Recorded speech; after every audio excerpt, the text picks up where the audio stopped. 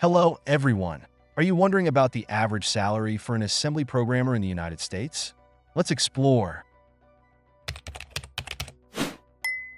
The average annual gross salary for an assembly programmer in the United States is approximately $74,600, which translates to a monthly gross income of about $6,200.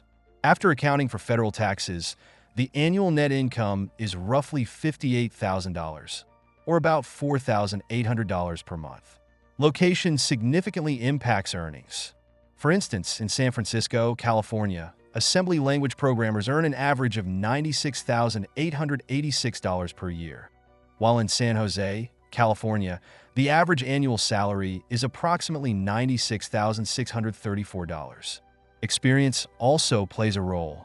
Entry-level assembly programmers with less than 1 year of experience earn about $61,500 annually, while those with over 8 years of experience can earn up to $82,234 per year.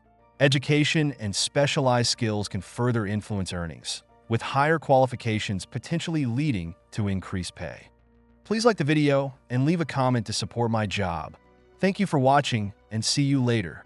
Goodbye.